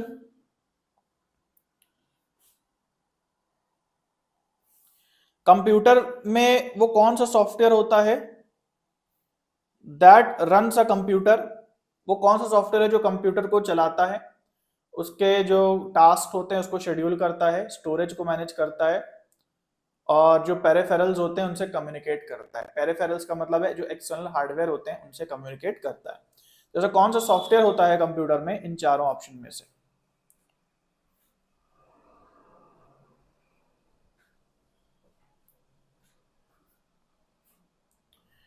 ठीक है, तो यहाँ पे सही जवाब क्या है? जैसे काफी बच्चे कह रहे हैं ए है, तो ए नहीं है। ठीक है, ए का क्या मतलब है? ए डिवाइस ड्राइवर क्या होता है? जो एक्सटर्नल हार्डवेयर या जो पेरिफेरल होता है उसको ऑपरेटिंग सिस्टम से कम्युनिकेट करने में मदद करता है। ठीक है, ऑपरेटिंग सिस्टम को कम्युनिकेट करने में मदद करता है। जैसे फॉर एग्जांपल ये आप हैं और ये यूजीसी नेट है। ठीक है जी। अब यूजीसी नेट किसको पास करना है? आपको पास करना है। मदद कौन कर रहा है? मे भी कोई बुक हो सकती है, कोई एजुकेटर हो सकता है। ठीक है, तो ये हेल्प है जिसके थ्रू आप जो है यूजीसी नेट को प्राप्त करेंगे। तो डिवाइस ड्राइवर क्या है? डिवाइस ड्राइवर एक हेल्प है। डिवाइस ड्राइवर खुद नहीं जाके कम्युनिकेट करता है। डिवाइस ड्राइवर हेल्प करता है किसको? ऑपरेटिंग सिस्टम को हेल्प करता है किसी पेरिफेरल हार्डवेयर को कम्युनिकेट करने में। तो एक्चुअली में कम्युनिकेट कौन कर रहा है? Device driver. डिवाइस ड्राइवर के हेल्प कर रहा है किसी को कम्युनिकेट करने में। डिवाइस ड्राइवर कह रहा है देखो भाई मुझे ये भाषा आती है, तुम्हें इससे बात करनी है, रुको मैं तुम्हें ट्रांसलेट करके बताता हूँ। तो डिवाइस ड्राइवर जो होता है एक साइड हार्डवेयर को सुनता है, हाँ भाई 01 में तुम क्या कह रहे हो, और फिर जो बोलना चाहता है ऑपरेटिंग सिस्टम उसको वो कम्युनिकेट करके बताता है। तो डिवाइस ड्राइवर एक्चुअली नहीं कम्युनिकेट कर रहा है, वो ट्रांसलेशन की सुविधा को फैसिलिटेट कर रहा है। तो यहां जो सही आंसर है वो है ऑपरेटिंग सिस्टम, क्योंकि ऑपरेटिंग सिस्टम ये सारे काम करता है, हार्डवेयर पे अपना कंट्रोल रखता है, जो भी मेंटेनेंस वगैरह होनी है आपके कंप्यूटर की वो करता रहता है, और कंप्यूटर जो मेन आपका चलाता है वो आपका ऑपरेटिंग सिस्टम चलाता है। ओके, तो चलो आगे चलते हैं और अगला क्वेश्चन हम लोग देखते हैं। पाइथन क्या है? पाइथन क्या होता है ये आप सबको पता होगा। पाइथन एक प्रोग्रामिंग लैंग्वेज है, इसका मतलब जहां ए ओनली लिखा होगा वो सही हो जाएगा, सेकंड ऑप्शन। ओके, अगला क्वेश्चन है हमारी स्क्रीन पे, डिस्क डीफ्रैगमेंटर क्या है? ओके, इस क्वेश्चन को करने से पहले KB10 कोड जरूर से यूज करें अगर अभी तक आपने सब्सक्रिप्शन नहीं लिया है। अनअकैडमी पे जरूर से सब्सक्रिप्शन लें, और यदि आपको 10% का डिस्काउंट चाहिए सब्सक्रिप्शन लेते समय तो KB10 कोड जरूर से यूज करें। यहाँ पे आप नीचे आपको जगह आएगी KB10 कोड डालने की, इससे आपको 10% का डिस्काउंट मिल जाएगा। यदि आपका कोई फ्रेंड है वो भी अनअकैडमी पे सब्सक्रिप्शन लेने जा रहा है तो प्लीज उसको बता दें कि भाई ये KB10 कोड है, इसको यदि वह यूज करता है तो उसे 10% का लाभ प्राप्त होगा। ओके, तो डिस्क डीफ्रैगमेंटर क्या है भाई? डिस्क डीफ्रैगमेंट करने का मतलब होता है डिस्क में जो डेटा इधर उधर दूर दूर रखा हुआ है उसको एक साथ रख देना। जैसे फॉर एग्जाम्पल इस डिस्क को आप मान लो कुछ ऐसे है, ठीक है, डिस्क को मान लो आप ऐसे है, ठीक है। अच्छा, आपने क्या है कि यहाँ पे कुछ डेटा भरा, इतना डेटा आपने कुछ भरा, फिर उसके बाद आपने मान लो इतना डेटा कुछ दूसरा वाला भर दिया, फिर मान लो आपने तीसरा वाला डेटा जो है कुछ ये वाला भर दिया, और उसके बाद आपने क्या करा कि इस वाले डेटा को डिलीट कर दिया, ये वाला डेटा जो है आपने डिलीट कर दिया। तो ये कैसा हो गया? तो ये ऐसा हो गया कि कुछ डेटा यहाँ पे है और कुछ डेटा यहाँ पे। अब जब ये डेटा कोई आप एक्सेस कर रहे हैं और उसके बाद आपको इस डेटा पे जाना पड़ेगा, तो आपके मशीन को थोड़ा टाइम लगेगा क्योंकि डिस्टेंस ज्यादा ट्रेवल करना पड़ेगा, क्योंकि बीच का डेटा तो डिलीट कर दिया गया। तो अब क्या कर रहा है कि आपके इस तरीके से क्या होता है, आप कुछ भी डालते रहते हैं, डिलीट करते रहते हैं, तो उस तरीके से क्या होता है कि कई अलग अलग ब्लॉक्स जो होते हैं हार्डवेयर के, कुछ खाली रह जाते हैं, कुछ भरे रह जाते हैं, अलग अलग सेक्टर्स जो होते हैं दूर दूर स्कैटर्ड हो जाते हैं, डेटा स्कैटर्ड हो जाता है। तो डिस्क डीफ्रैगमेंटर क्या करता है कि जो फ्रैगमेंट्स बन गए हैं, खंड खंड बन गए हैं अलग अलग डेटा के, उनको लेकर के एक जगह ले आता है, ठीक है। उससे क्या होता है, उससे आपके हार्ड डिस्क की स्पेस बहुत ज्यादा नहीं बढ़ती, थोड़ी बहुत बढ़ जाती, बहुत ज्यादा नहीं बढ़ती, लेकिन वो स्मूथली काम करने लगती है आपके डिस्क। तो क्या करता है ये, rearrange blocks of data to store files in contiguous sector. तो जो सेक्टर्स में अलग अलग डेटा रखा है उसको एक साथ रख देता है। ओके, अगला क्वेश्चन देखते हैं यहां पे।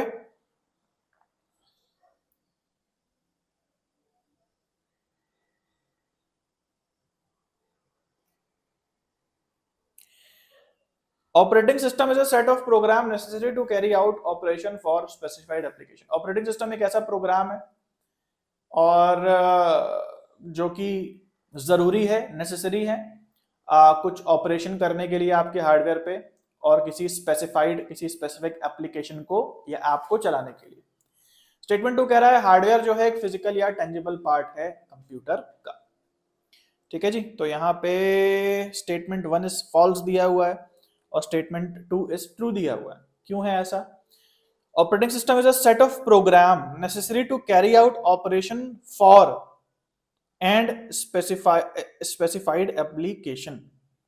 ओके, इसको मैं थोड़ा सा देखता हूं, मुझे भी डाउट हो रहा है कि ये गलत क्यों है, दोनों ट्रू होने चाहिए। सेट ऑफ प्रोग्राम है, एक प्रकार का प्रोग्राम होता है, नेसेसरी होता है to carry out operation for and specified application.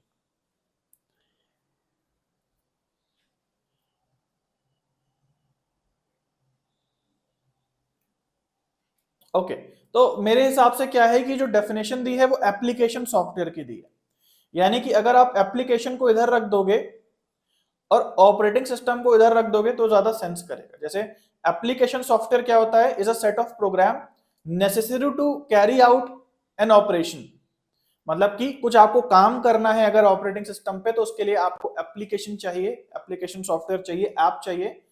और किसके ऊपर वो बनी होती है, एक निश्चित ओएस के ऊपर बनी होती है, स्पेसिफाइड ओएस के लिए वो ऐप बनी होती है, ठीक है।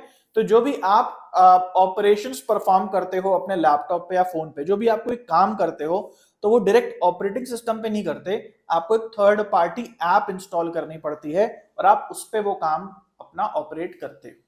और वो ऐप जो है स्पेसिफिकली बनी हुई है एक निश्चित ऑपरेटिंग सिस्टम के लिए, ठीक है। ओके, तो ये उल्टा है, ऐप जो होती है वो ऑपरेशन, कोई भी आपको काम होता है वो कराती है, ऑपरेटिंग सिस्टम केवल क्या करता है, हार्डवेयर पे कंट्रोल रखता है। ऑपरेटिंग सिस्टम हार्डवेयर के लिए बना है, ऐप किसके लिए बनी है, उस ऑपरेटिंग सिस्टम के हिसाब से बनी है ताकि वो हार्डवेयर को एक्सेस कर पाए।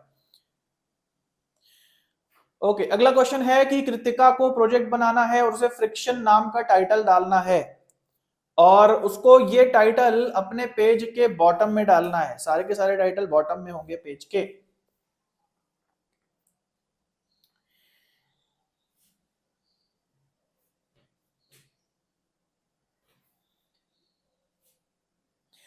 ओएस स्पेसिफिक एप्लीकेशन के लिए नहीं, बल्कि कई सारे एप्लीकेशन को साइमल्टेनियसली रन करने के लिए होता है। तो वही तो मैं कह रहा हूं कि जो एप्लीकेशन होती है वो स्पेसिफिकली एक ओएस के लिए होती है। ओएस कभी एक एप्लीकेशन स्पेसिफिक नहीं होता, ऐप ओएस स्पेसिफिक होती है। मतलब क्या है इसका, कि जैसे व्हाट्सएप है, तो व्हाट्सएप जो सबसे पहले आया था एंड्रॉइड पे, तो व्हाट्सएप पहले किस क्या था, एंड्रॉइड स्पेसिफिक था, विंडोज में नहीं डलता था। अब विंडोज के लिए व्हाट्सएप आने लगा है, लेकिन व्हाट्सएप एक अलग प्रोग्रामिंग से बना है। तो विंडोज का जो व्हाट्सएप है वो विंडोज स्पेसिफिक है, यानी कि विंडोज के ओएस के हिसाब से बना है, और जो एंड्रॉइड का है वो उसके हिसाब से, आईओएस का यानी आईफोन का जो है व्हाट्सएप जो बना है वो उसके हिसाब से। तो जो ऐप होती है वो स्पेसिफिक होती है किसी ओएस के, ओएस स्पेसिफिक नहीं होता किसी ऐप। ठीक है, तो यहाँ पे सही जवाब है फुटर। ठीक है, नीचे बॉटम में आप चाहते हो कुछ भी आ जाए तो फुटर में डाल दोगे, टॉप पे आप चाहते हो कुछ कॉमन हर पेज पे आ जाए तो आप हेडर में डाल दोगे। सब बेसिक चीजें आप लोगों को आनी चाहिए। Which of the following is disadvantage of using proprietary software rather than open source software? कह रहा है कि proprietary software अगर हम यूज करते हैं तो उसमें क्या नुकसान है, क्या डिसएडवांटेज है अगर हम इसको कंपेयर करते हैं किसी ओपन सोर्स सॉफ्टवेयर से। पहला कह रहा है कि इसमें पासवर्ड लगता है प्रोप्राइटरी सॉफ्टवेयर में, दूसरा कह रहा है कि केवल प्रोप्राइटरी सिस्टम्स पे ही यूज हो सकता है, तीसरा कह रहा है कि बहुत महंगा होता है, और चौथा कह रहा है कि इंटरनेट कनेक्शन चाहिए होता है। तो भाई सबसे बड़ी प्रॉब्लम तो पैसा ही है, कि कोई चीज फ्री में मिल जाए तो अच्छी लगती है, पैसे देने पड़े तो यार दुख होता है। और प्रोप्राइटरी सॉफ्टवेयर में ये कुछ चीजें होती हैं जिसकी वजह से लोग कम प्रेफर करते हैं, लोग सोचते हैं कहीं से कुछ फ्री में जुगाड़ हो जाए भाई। और इस चक्कर में क्या होता है, बहुत लोग अपने कंप्यूटर में निमंत्रण दे देते हैं वायरस को, ट्रोजन को और स्पाईवेयर को, बहुत ज्यादा होता है ऐसा। खासकर विंडोज में ऐसा होता है क्योंकि विंडोज पीसी जो होते हैं वो सस्ते भी हो सकते हैं। और अगर आपने देखा होगा तो जो मैक होता है यानी कि एप्पल का लैपटॉप या एप्पल का फोन, उसमें ज्यादातर एप्स जो होती है वो पेड होती हैं, फ्री एप्स बहुत कम होती हैं। उसका रीजन ये है कि ऐसा माना जाता है कि जो लोग ये ऑपरेटिंग सिस्टम यूज करते हैं उनकी प्रेफरेंस स्मूथली काम को करना होता है, पैसे की बचत करना नहीं होता। तो वहां पे चीजें उस इकोसिस्टम में चीजें जो होती हैं, एसेसरीज चाहे मान लो हार्डवेयर की, ये सब बहुत महंगी होती है। लेकिन जो विंडोज कंप्यूटर है या जो एंड्रॉइड फोन है वो सस्ते से लेके महंगे तक मिलते हैं। मतलब विंडोज में भी ऐसा नहीं है कि विंडोज बेकार होता है, अगर उसमें आप बहुत महंगा लैपटॉप लेंगे, कम से कम मेरी समझ से 1 लाख के ऊपर का जो लैपटॉप होगा, 1.5 लाख का, 2 लाख का, वो बहुत अच्छी परफॉर्मेंस आपको देगा। लेकिन विंडोज में क्या होता है, सस्ते लैपटॉप भी मिलते हैं 20,000 तक के, 30,000 तक के, और 30,000 मतलब सस्ता लैपटॉप मैं कह रहा हूँ, तो टेक्नोलॉजी बहुत महंगी है। और उसके बाद एंड्रॉइड फोन भी जो है सस्ते मिलते हैं 15,000 तक के या 20,000 तक के, तो ये सस्ते हैं। महंगे एंड्रॉइड फोन जो है वो आईफोन को रेट में टक्कर देते हैं, 50,000 से ऊपर के। जिन जो बच्चे आजकल बिग बिलियन डेज वगैरह देख रहे होंगे, बहुत सारे डिस्काउंट्स आ रहे हैं, उनको ज्यादा नॉलेज होगी इस बारे में। ओके, तो यहाँ पे जो विंडोज ऑपरेटिंग सिस्टम होता है उसमें क्या होता है कि बहुत सारी पेड एप्स होती हैं। पेड एप्स कौन कौन सी होती है, सबसे पहले समझ लो प्रोप्राइटरी सॉफ्टवेयर या पेड एप्स कौन सी होती है। सबसे पहली है अपना विंडोज प्लेटफॉर्म, जो ऑपरेटिंग सिस्टम है विंडोज, वो एक प्रोप्राइटरी सॉफ्टवेयर है, वो खरीदना पड़ता है। अब यहाँ बहुत बच्चे सोच रहे होंगे यार खरीदा तो हमने कभी है नहीं, तो जाते हैं फॉर्मेट कराने, वो डाल देता है, उसके बारे में भी बात करेंगे। दूसरा है माइक्रोसॉफ्ट ऑफिस, यानी कि जो MS वर्ड, MS एक्सेल हम लोग यूज करते हैं, जिसके बारे में काफी बच्चों को पता ही नहीं होगा कि ये पेड होता है, वो भी एक्चुअली पेड होता है, पैसे से आता है। लेकिन कैसे फ्री में एक्सेस कर लेते हैं अभी हम लोग बात करते हैं। इसके बाद तीसरा होता है अडोबी फोटोशॉप वगैरह, तो जो फोटोशॉप वगैरह हम यूज करते हैं वो भी पेड होता है। तो माइक्रोसॉफ्ट और अडोबी ये दो कंपनीज हैं जो कि बेसिकली बहुत फेमस है प्रोप्राइटरी सॉफ्टवेयर बनाने में, बहुत सारे इनके प्रोप्राइटरी सॉफ्टवेयर आते हैं। अब यहाँ पे बात आती है कि हमने ये जो सॉफ्टवेयर कभी यूज किए हैं या मेरे लैपटॉप में हमने कभी पैसे तो दिए नहीं। तो देखो सबसे पहली बात तो जो लैपटॉप यूजर्स होते हैं वो जब कोई लैपटॉप खरीदते हैं तो उसमें विंडोज और अगर मान लो ऑफिस भी इंस्टॉल्ड है तो उसका पैसा इंक्लूडेड होता है। अगर आप कोई सेम लैपटॉप बिना विंडोज के लेंगे तो आपको 3-4 हजार रुपए सस्ता पड़ता है। ठीक है, तो उसमें आपको फिर खुद से अपना विंडोज इंस्टॉल करना होगा।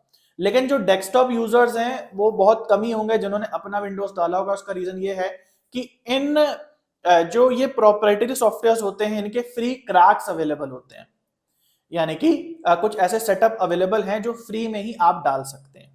लेकिन ध्यान देना, ये जो फ्री वर्जन्स होते हैं जिसका आप कभी पैसा नहीं देते, वो इंडिविजुअल यूज के लिए होते हैं, वो कॉर्पोरेट यूज के लिए नहीं होते। मान लो आपने बहुत बड़ी कंपनी बनाई है और आपने क्या करा, टॉरेंट से कोई क्रैक डाउनलोड करके विंडोज का सारे कंप्यूटर में डाल दिया, तो ऐसा हो सकता है कि फ्यूचर में आपको नोटिस आ जाए।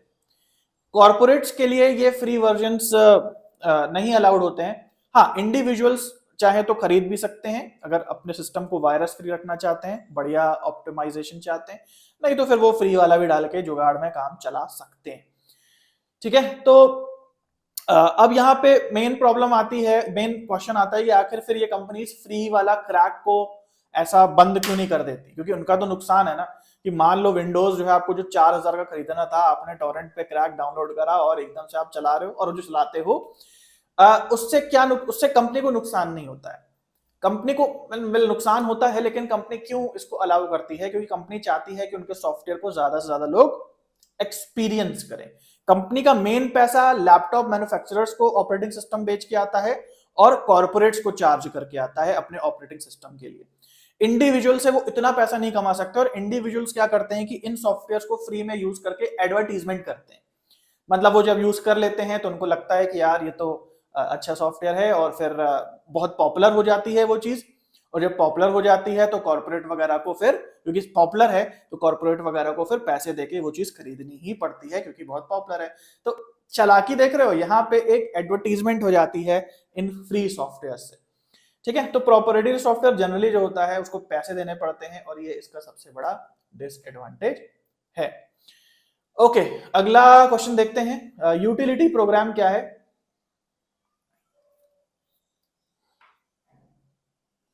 ओके, दोनों सॉफ्टवेयर में डिफरेंस बता दीजिए।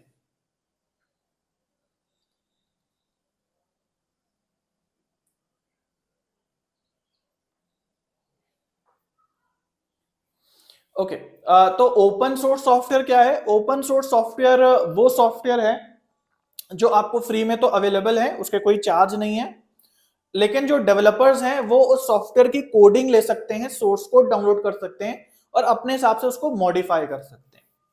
जैसे फॉर एग्जांपल की वेब ब्राउजर है मोजिला फायरफॉक्स, वो एक ओपन सोर्स वेब ब्राउजर है।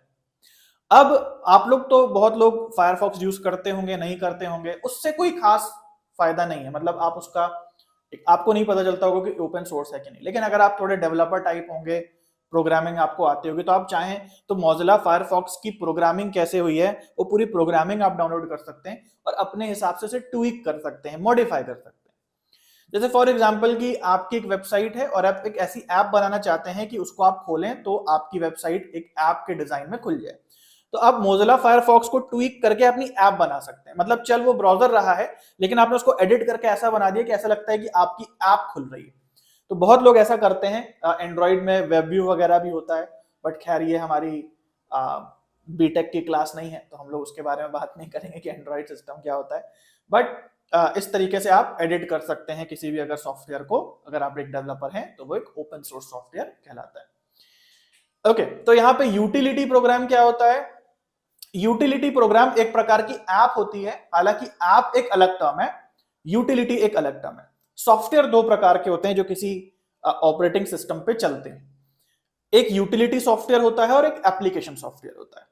तो यूटिलिटी सॉफ्टवेयर वो होता है जिससे आप डायरेक्टली कोई काम नहीं लेते, वो आपके सिस्टम की मेंटेनेंस के लिए है। जैसे फॉर एग्जांपल रैम क्लीनर आप फोन में यूज करते हैं, तो रैम क्लीनर पे आप 2 घंटे तो नहीं बताते ना, वो बैकग्राउंड में अपना काम करता है, क्लीन वगैरह जो भी उसे करना है। एंटीवायरस है, डिस्क डीफ्रेगमेंटर है, ये जितनी भी चीजें हैं ये बेसिकली यूटिलिटी हैं जो कि आपके ऑपरेशन को स्मूथ बनाती हैं। दूसरी साइड होते हैं एप्स, एप्लीकेशन सॉफ्टवेयर, जो कि आपका एक्चुअल काम करती हैं, चाहे आपको चैट करना है, चाहे आपको वर्ड का काम करना है, जो भी करना है। ओके, ठीक है, तो यूटिलिटी प्रोग्राम क्या है भाई? इससे समझ में हमें आ जाएगा कि ऑपरेटिंग सिस्टम का एक पार्ट ही होता है जो डिस्क डिफ्रेगमेंटेशन, डिस्क फॉर्मेटिंग, इस प्रकार के कार्यों को करता है। इसमें अगर आप एंटीवायरस भी जोड़ दोगे, इसमें अगर आप रैम क्लीनर भी जोड़ दोगे, तो वो भी यूटिलिटी प्रोग्राम होगा। तो डिफ्रेगमेंटेशन क्या है? मैंने आपको पहले बताया, दूर दूर बिखरे हुए डेटा को हार्ड डिस्क में जब हम एक साथ ले आते हैं तो कंप्यूटर ऑप्टिमाइज्ड हो जाता है, फास्ट काम करने लगता है। तो वो defragmentation time to time computer करता रहता है, आपको पता भी नहीं चलता है। उसके बाद डिस्क फॉर्मेटिंग है, किसी डिस्क को पूरा डिलीट करना है आपको, पेन ड्राइव को, हार्ड ड्राइव को, तो वो काम भी डिस्क फॉर्मेटर आपके लिए कर देता है। ओके, आगे बढ़ते हैं। System software, application software, security software, embedded software, कौन सा सॉफ्टवेयर कहां यूज होगा? ओके सर, आप इतना डिटेल से समझाते हैं कि हमेशा के लिए दिमाग में छप जाता है। बोर तो नहीं हो जाते हो ना? और ऐसा तो नहीं लगता कि अरे यार इतनी लंबी कहानी नहीं जाननी, मैं रट लेगा, वो डायलॉग है ना पीके वाला, इतना नहीं समझना, मैं रट लेगा। तो फिर क्या होता है रटने का परिणाम, वो भी आपने देखा होगा मूवी में। ठीक है, तो मैं कोशिश करता हूं कि आप लोग रटो ना और चीजें ऐसी समझ में आ जाएं कि अगर क्वेश्चन थोड़ा घुमा फिरा के भी आ जाता है तो आप कर लो सही उसको, अर्थ का अनर्थ हो सकता है नहीं तो।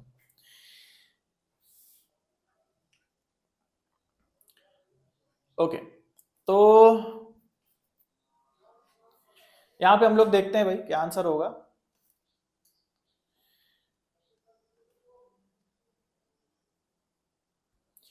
एप्लीकेशन सॉफ्टवेयर कौन सा है इसमें? Firewall, library management system, compiler and automatic fridge. अच्छा, फायरवॉल सिक्योरिटी वाला होगा, तो इतना हमको पता चल रहा है। ठीक है, तो सी का 2 देखते हैं कहां पे है। ओके, तो फोर्थ ऑप्शन हमें मिल गया। जब भी ऐसे टेढ़े मेढ़े क्वेश्चन आएंगे ना, एक आध जो आपको पता होगा उससे आपका आंसर बन जाएगा। ए का 3, बी का 1, सिस्टम सॉफ्टवेयर, ओके, ए का 3, बी का 1, एप्लीकेशन सॉफ्टवेयर, लाइब्रेरी को मैनेजमेंट करने का सिस्टम, जिसको शॉर्ट में हम लोग एलएमएस भी बोल सकते हैं। सॉरी, एलएमएस होता है लर्निंग मैनेजमेंट सिस्टम, ये लाइब्रेरी मैनेजमेंट सिस्टम लिखा है। चलो ठीक है। और डी का है 4, एम्बेडेड सॉफ्टवेयर, ऑटोमेटिक फ्रिज। अच्छा, मतलब आप समझ लेते हैं, मेकआउट करने की कोशिश करते हैं क्या मतलब इसका। आपकी जो फ्रिज है, आपकी जो वॉशिंग मशीन है, आपके जो दूसरे अप्लायंसेज हैं, आप देखते हो कि उनका काम जब हो जाता है तो ऑटो शट डाउन हो जाते हैं, आप उनमें टाइमर लगा सकते हो। तो ये सब काम भी एक सॉफ्टवेयर के थ्रू हो रहा है ना। वो मशीन तो आपको मिल गई है, फ्रिज, वॉशिंग मशीन वगैरह, लेकिन उसमें एक सॉफ्टवेयर डला हुआ है, और जो उसके अंदर डला है, आप बाहर नहीं उसका हार्ड डिस्क नहीं निकाल सकते। तो ऐसी जो चीजें होती हैं वो एम्बेडेड कहलाती हैं। एम्बेड का मतलब होता है जो अंदर उसके फिक्स्ड है। तो जो फ्रिज वगैरह है या वॉशिंग मशीन वगैरह है, इसमें जो सॉफ्टवेयर होता है, इसको यहाँ पे क्या लिखा हुआ है? Embedded software. ओके, उसके बाद एप्लीकेशन सॉफ्टवेयर आप समझ गए, जो आपका काम आसान कर रहा है। लाइब्रेरी की बुक कौन ले जा रहा है, कौन दे रहा है, उसको उसको देख ले रहा है। और सिक्योरिटी सॉफ्टवेयर तो आप सबको पता है, फायरवॉल जो इंटरनेट पे आपको सिक्योर करता है, मैलिशियस जो वेबसाइट्स होती हैं उनको ब्लॉक कर देता है, ये फायरवॉल है। और उसके बाद सिस्टम सॉफ्टवेयर दिया हुआ है कंपाइलर। कंपाइलर को कह सकते हो सिस्टम सॉफ्टवेयर, लेकिन सबसे बड़ा जो सिस्टम सॉफ्टवेयर है वो ऑपरेटिंग सिस्टम होता है। अब ऑपरेटिंग सिस्टम जो है ये आपका कंट्रोल करता है हार्डवेयर को, जिसमें कह सकते हो 2 और सॉफ्टवेयर जो हैं जो ऑपरेटिंग सिस्टम को मदद करते हैं, जिसमें सबसे पहला है हमारा कंपाइलर या इंटरप्रेटर जो यहां पे दिया हुआ है, और दूसरा है डिवाइस ड्राइवर। तो इन तीनों को आप सिस्टम सॉफ्टवेयर की कैटेगरी में डाल सकते हो। ऑपरेटिंग सिस्टम, कंपाइलर, इंटरप्रेटर, या फिर जो डिवाइस ड्राइवर होते हैं, ये सिस्टम सॉफ्टवेयर की कैटेगरी में आप डाल सकते हो, क्योंकि बेसिकली यही सब मिल करके एक हार्डवेयर को कंट्रोल करने में मदद करते हैं। ठीक है, ओके। तो सिस्टम सॉफ्टवेयर क्या है? जो डेप्थ में काम करता है, हार्डवेयर वगैरह पे काम करता है, और जो हमारा एप्लीकेशन सॉफ्टवेयर है वो किसी ऑपरेटिंग सिस्टम के ऊपर काम करता है। तो ये सारी भी चीजें जो है, कंपाइलर, इंटरप्रेटर, ये डिवाइस ड्राइवर वगैरह, इन सब की बाइनरी जो लैंग्वेज होती है हार्डवेयर की, उस पर कंट्रोल होता है। तो जिस भी सॉफ्टवेयर की बाइनरी से कुछ लेना देना है वो सारे सिस्टम सॉफ्टवेयर में आएंगे। ठीक है, okay. So guys, I hope lecture आप लोग को अच्छा